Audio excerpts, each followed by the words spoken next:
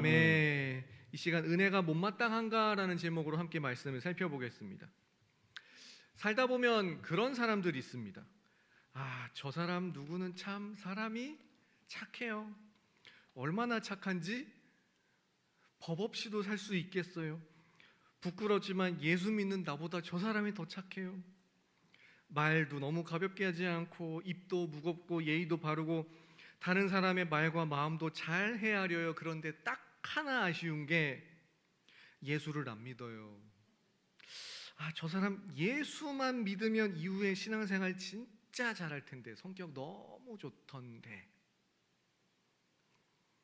사람은 참 좋은데 믿음 없다는 거 딱 하나 그저 아쉬운 사람 주변에 있으시지 않으신가요? 반대는 어떨까요? 저 사람 승질머리하고는 저런 사람이 교회 다닌대. 저런 사람이 하나님 영광 다 가리고 다니지, 막 한국교회 욕 다 먹이지, 내가 다 부끄럽다 하는 분도 혹시 있을까요? 여기까지는 좋습니다. 초신자시니 아직 성화의 길을 걸으셔야 되니 그러실 수도 있고, 과거의 상처가 아직 해결되지 않아서 그럴 수도 있고, 예수 믿어도 성격 불같은 사람, 급한 사람, 과거의 나쁜 어떤 습관이 아직은 청산되지 않은 사람, 어떤 결핍을 안고 사는 사람 있을 수 있습니다. 근데 문제는 여기서 한 걸음 더 나간 생각입니다. 아니, 하나님, 말이 교회 다니는 사람이지 저런 사람도 믿음만 보고 천국으로 보내야 된다고요? 좀 그런 생각 들게 하시는 분 있을까요? 있을지 모르겠습니다. 하나님, 아무리 그래도 그렇지 저런 사람도 천국으로 들여보내시겠다고요? 믿음만 가지고? 그런 사람 없으면 좋겠는데 없지 말란 법도 없죠. 근데 오늘 본문이 딱 그렇습니다. 착한 아들이 있고요, 말 엄청 안 듣던 아들이 있습니다. 아버지의 시선으로는 아들 둘 있는 둘 다 나름대로 안타까운 사람들입니다. 오늘 말씀을 통해 먼저 하나님 앞에서 우리 자신을 돌아보고, 더 나아가 나를 향한 예수님의 그 사랑과 그 시선으로 또 다른 누군가를 바라보고 품는 그런 우리 모두가 될 수 있기를 주님의 이름으로 축복합니다. 오늘 본문은 흔히들 탕자의 비유라고 하죠. 다만 이 비유에서 가장 대표적이고 유명한 등장인물인 탕자는 대개 둘째 아들로 손꼽히곤 합니다. 둘째 아들, 이야기의 시작을 둘째가 문을 열죠. 아버지에게 유산을 미리 달라고 합니다. 실제로 그 유산을 받아서 타국으로 나갔다라는 게 예수님의 비유 속의 이야기입니다. 예수님의 비유입니다만, 만약 이런 일이 진짜로 있다면 아버지가 멀쩡하게 살아계신데 아버지, 나에게 유산을 미리 주세요. 오늘날은 어떤 시선으로 바라볼지 모르겠는데요, 이때 당시에는 유산을 미리 달라는 것은 이렇게 해석됩니다. 아버지, 빨리 돌아가시고 빨리 주님 곁으로 가시고 그 재산 나한테 주세요. 이런 식으로 해석이 됩니다. 굉장히 무례한 말이고 행동이죠. 아버지 빨리 돌아가시라고 독촉하는 것이나 마찬가지 행동이었습니다. 이 집 둘째가 그렇게 했다고 예수님의 비유에서 그렇게 말씀을 하셨습니다. 유산을 미리 달라고 했는데 아버지는 어떤 반응을 보인다기보다는 기꺼이 아들에게 줬습니다. 둘째는 그 유산을 가지고 타국으로 나갔습니다. 그러나 아버지 없이 난 혼자서도 잘 살 수 있어 라고 이 자신만만하던 둘째 아들은 허랑방탕하여 유산으로 받은 그 재산을 다 탕진하고 말았습니다. 결정적으로 그 나라에 흉년이 들었고요, 흉년 때문에 너도 나도 먹을 게 없게 되었습니다. 먹고는 살아야 되고 굶을 수는 없으니 돼지치기로 전락하고 말았습니다. 율법에서 금하던 돼지라는 동물을 늘 치고 사는 돼지치기로 취업을 했는데, 이 둘째가 그렇게 취업한 의도는 돼지가 먹는 쥐업 열매라도 먹고 배를 채우자, 이마저도 여의치 않았습니다. 그제야, 이 정도로까지 상황이 몰리자 그제야 둘째는 자신이 원래 살던 아버지 집을 생각해내고 터덜터덜 집으로 돌아갔습니다. 아버지, 저는 감히 아버지 아들이라 함을 감당하지 못하겠으니 품꾼 중 하나로 보소서. 이런 마음으로 아버지께 돌아갔고, 실제로 아버지를 뵐 때 이렇게 얘기를 했죠. 그러나 아버지는 이 아들이 돌아온 것을 기뻐하며 큰 잔치를 베풀고 이 아들의 꾀죄죄한 옷이며 행색이며 그 모든 것들을 다 원래대로 원상복구했습니다. 여기까지가 우리가 아는 둘째 아들에 대한 탕자의 비유입니다. 보통 둘째 이야기들 많이 하고 들으실 겁니다. 저는 오늘 또 다른 아들, 이제 첫째 아들에게 그 초점을 맞추고 이야기를 진행하려고 합니다. 둘째가 돌아왔고 집에서 잔치가 열리는데, 첫째 아들이 평소처럼 밖에서 일하다가 집에 돌아왔어요. 집안이 시끄럽고 잔치 분위기입니다.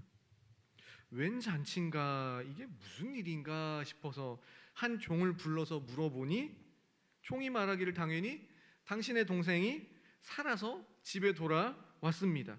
오늘 기쁜 날이라고 아버지께서 잔치하자고 하셔가지고 지금 분위기가 이렇습니다. 이제 쭉 설명을 해주죠. 이때부터 첫째 아들은 화가 났습니다. 빈정상한다고 하죠. 딱 그 상태입니다. 빈정상한 첫째 아들은 잔치에 들어가지 않았습니다. 아버지가 그 첫째를 데리러 왔습니다. 무슨 일인가 물으니 그 첫째가 이렇게 대답을 합니다. 우리 29절과 30절 말씀 함께 읽겠습니다. 시작. 아버지께 대답하여 이르되 내가 여러의 아버지를 섬겨 명을 어김이 없거늘 내게는 염소 새끼라도 주어 나와 내 벗으로 즐기게 하신 일이 없더니 아버지의 살림을 창녀들과 함께 삼켜버린 이 아들이 돌아오매 이를 위하여 살찐 송아지를 잡으셨나이다. 아멘. 화가 나고 빈정상한 첫째 아들의 대답입니다. 평소에는 나한테 염소 새끼라도 주시고 자 놀아 즐겨 먹고 마셔 이런 적이 없었는데, 둘째가 돌아오니까 갑자기 잔치? 막상 잔치? 웬 말입니까? 화가 나고 빈정상했습니다. 비유라고 말씀드렸는데요, 첫째가 이런 반응을 보였고 마지막 이 첫째 아들의 반응에 대해 다시 아버지가 대답한 것으로 이 비유가 딱 끝나게 됩니다. 비유의 마지막인 아버지의 대답을 함께 보겠습니다. 31절 32절 같이 읽겠습니다. 시작. 아버지가 이르되 예 너는 항상 나와 함께 있으니 내 것이 다 내 것이로 돼 이 내 동생은 죽었다가 살아났으며 내가 잃었다가 얻었기로 우리가 즐거워하고 기뻐하는 것이 마땅하다 하니라. 아멘. 이렇게 비유가 딱 마칩니다. 열린 결말이라고 하죠. 아버지가 이렇게 대답을 하고 첫째가 이후에 어떤 행동이나 말을 했는지는 나오지 않고 예수님의 비유는 여기까지로 끝입니다. 방금까지 탕자의 비유를 살펴봤죠. 아버지에게 유산을 달라고 박박 우기는 심각한 무례를 범한 둘째 아들. 그래도 말하는 대로 기껏 유산을 미리 나눠줬더니 그 유산 다 날리고 비참한 모습으로 터덜터덜 아버지께 돌아온 둘째 아들. 허랑방탕하게 살아왔던 둘째 아들. 탕자일까요? 아닐까요? 탕자 맞죠? 그래도 아버지는 그저 아들이 돌아온 게 좋았다고 잔치를 베풀었습니다. 아버지, 저는 감히 아버지 아들이 될 수가 없습니다 라고 둘째 아들이 뭐라고 하든지 말든지, 무슨 소리냐, 내 아들이 죽었다가 다시 돌아왔는데 잔치하자 라고 하며 둘째 아들이라는 탕자가 돌아온 걸 기뻐하는 아버지의 모습도 함께 볼 수 있습니다. 그러면 첫째 아들은 어떨까요? 늘 아버지 집에서 꾸준하게 성실하게 일하던 아들, 다만 자기 동생이 집에 돌아와 잔치가 벌어졌을 때 돌아온 그 둘째 아들, 그것 때문에 잔치를 벌인다?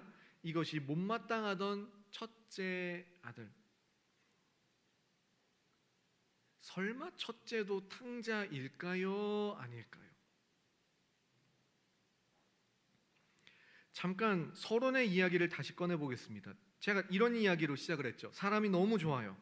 착해요. 법 없이도 살 수 있어요. 성실해요. 신실해요. 심지어 예수 믿는 나보다 성격 더 좋은 것 같아요. 예수만 믿으면 딱이에요.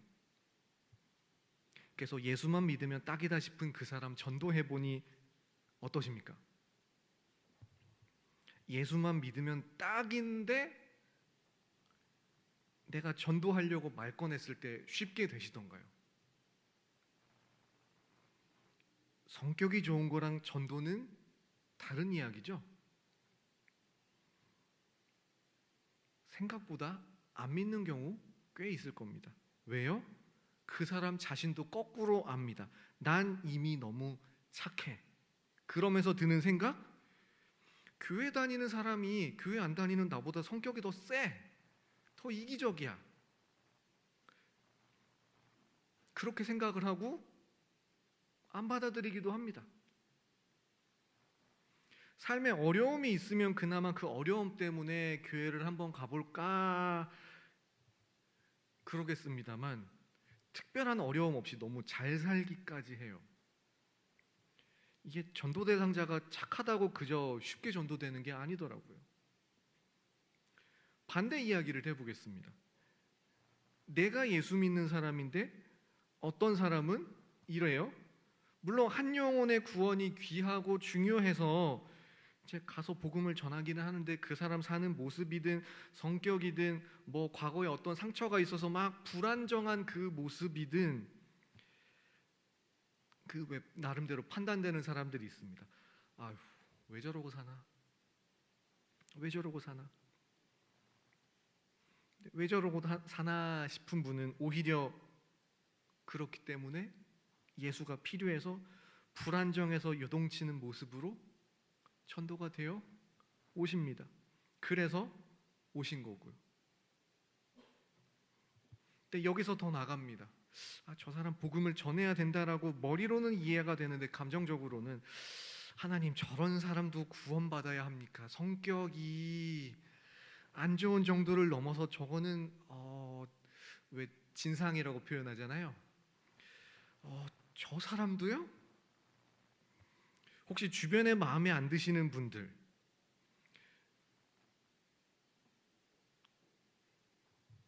저 사람까지 구원받아야 됩니까? 라고 판단하신 적 혹시 있으십니까?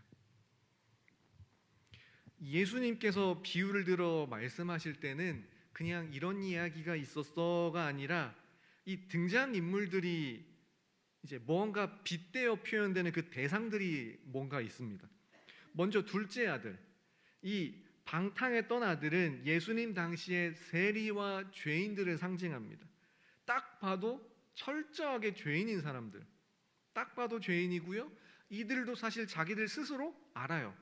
맞아요, 난 죄인이에요. 부끄러워요. 그래서 그 부끄러움을 가지고 주님께 나아갔던 사람들입니다.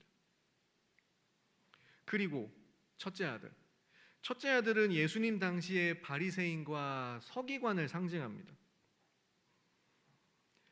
아버지가 첫째 아들에게 이렇게 말씀하며 이제 비유를 끝냈었죠. 31절을 제가 읽어드리면, 31절이요. 아버지가 이르되 예, 너는 항상 나와 함께 있으니 내 것이 다 내 것이로되. 이미 하나님을 알고 믿던 사람들, 그들은 그저 아버지 하나님과의 관계에서 필요한 게 있으면 그 하나님 아버지의 무한하신 창고에서 다 꺼내서 누리면 그만이었습니다. 아버지의 자녀라 감사하고, 어차피 아버지에게 모든 것이 넉넉한데 저 사람도 좀 나눠줄까? 또 가능하죠. 그러나 이들은 하나님과의 관계를 누리는 대신, 그 무한한 창고를 가지신 하나님과의 그 관계를 누리는 대신 반대로 이렇게 했습니다. 29절과 30절을 제가 다시 한번 읽어드리겠습니다.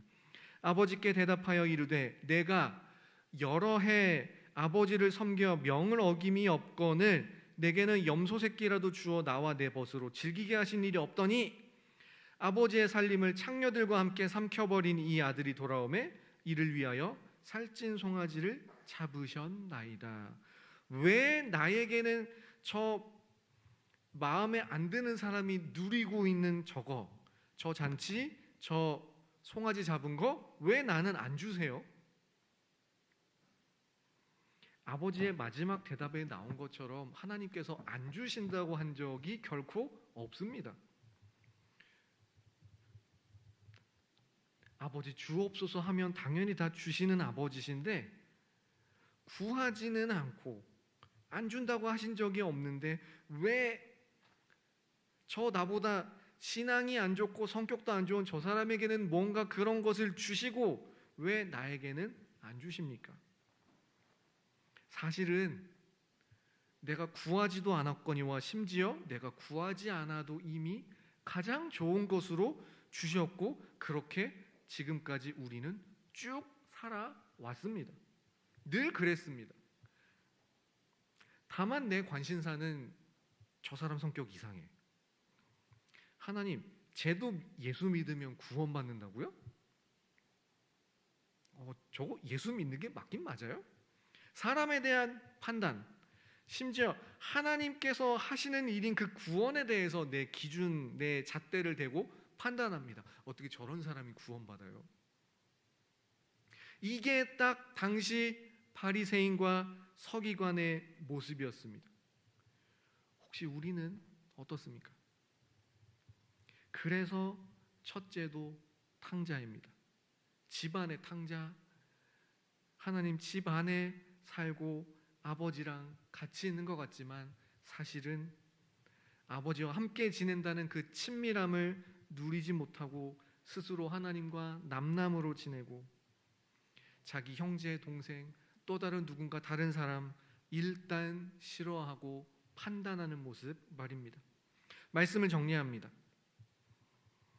다시 한번 32절의 말씀을 같이 읽어보겠습니다. 32절 시작. 이 내 동생은 죽었다가 살아났으며 내가 잃었다가 얻었기로 우리가 즐거워하고 기뻐하는 것이 마땅하다 하니라. 아멘. 본래 나는 잃은 자였는데 누군가를 통해 하나님께서 얻은 자 중에 하나가 된 나, 내가 구원받았다, 내가 예수를 믿는다라고 했을 때는 당연히 누군가가 날 위해 기뻐하고 즐거워해 주었을 겁니다. 마치 둘째 아들과 같이 하나님 바깥에 뚝 떨어져 지내던 나를 누군가 나를 전도해 주었고 구원해 주었습니다. 부모님 모태신앙이 될 수도 있고 중도에 예수를 믿으신 분도 있을 겁니다. 나부터가 그랬습니다. 그랬는데 막상 구원 안에 들어오고 나니 하나님과의 친밀함을 누리는 대신 사람을 판단하고, 아니 저런 사람도 구원받아요, 이것저것 판단하고 있지 않습니까? 나는 사랑받고 구원받았는데 나는 그저 판단만 하고 있지 않습니까? 아버지의 마음은 이 첫째 아들, 둘째 아들 모두 다 죄인이고 사랑하시고 품어주십니다. 우리가 감당하고 품어야 할 하나님, 아직까지 하나님 바깥에서 돌아오지 못하고 있는 둘째는 과연 누구입니까?